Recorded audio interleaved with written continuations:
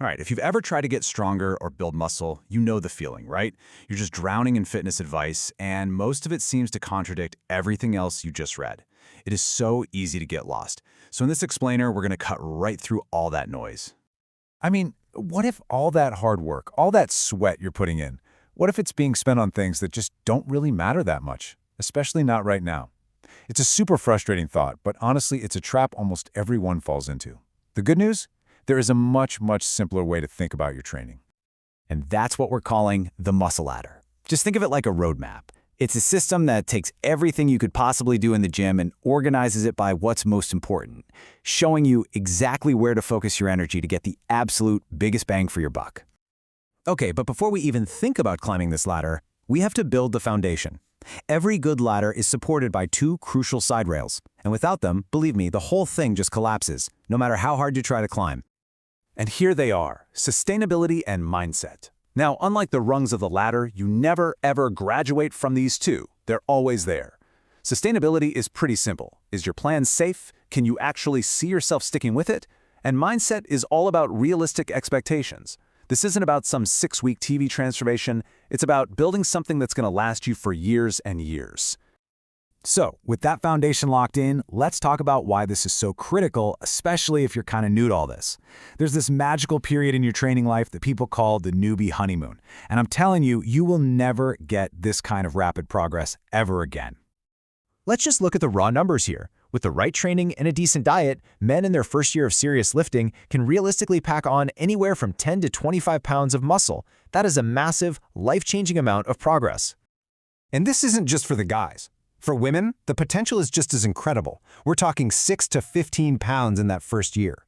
That new lifter advantage is it's astronomical, and it's a golden opportunity you only get one time. But, and this is a big but, here's the catch. After that initial explosion of growth, those huge gains, they slow down a lot. Take a look at this chart. The gains in year 1 are just off the charts, but by year 5 or so, they've slowed to a crawl. For men, you might be looking at just half a pound to maybe 1 pound of muscle for an entire year of hard work. The difference is just staggering.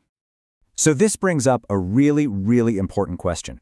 Knowing that your biggest, fastest results are going to happen right at the very beginning, wouldn't you want to make absolutely sure you're spending that precious time focusing only on the things that are going to drive like 95% of those results? Of course you would, right? And that brings us to the first 3 rungs of the muscle ladder. These are the 3 non-negotiables, the things you absolutely have to master before you even think about anything else. They are the bedrock of building muscle. And here they are in this specific order. Number 1 is technique, number 2 is exercise selection, and number 3 is effort. So many people make the classic mistake of putting effort first. Just go hard, bro. But that's completely backwards, and it is exactly why so many people spin their wheels for years and get nowhere. Technique has to be rung number 1. It's non-negotiable, because without good, safe technique, you're not actually training the muscle you want to grow. You're just moving a weight from point A to point B. And a lot of that stress is going straight into your joints, which is a fast track to getting hurt. Your effort is either totally wasted or, even worse, it's actually working against you. So, once your technique is solid, then we can move to rung number 2, exercise selection. For a beginner, this is simple. It means prioritizing the big, compound movements. Lifts that use multiple joints and muscle groups all at once. They just give you the biggest bang for your buck. We're talking about things like squats, deadlifts, rows, and the bench press. And only after your technique is locked in and you've picked the right exercises, only then do we get to apply rung number 3, effort. This means pushing yourself hard, but on the right things in the right way. For most people, a good rule of thumb is to end your set when you feel like you only have 1 or 2 good reps left in the tank. Right before your form would completely break down. So you master those first 3 rungs, and you will absolutely cash in on that newbie honeymoon phase. But while that first year is incredibly exciting, we have to remember that fitness is a lifelong journey. It is a marathon, not a 100-meter dash. And this, right here, is where so many people get tripped up.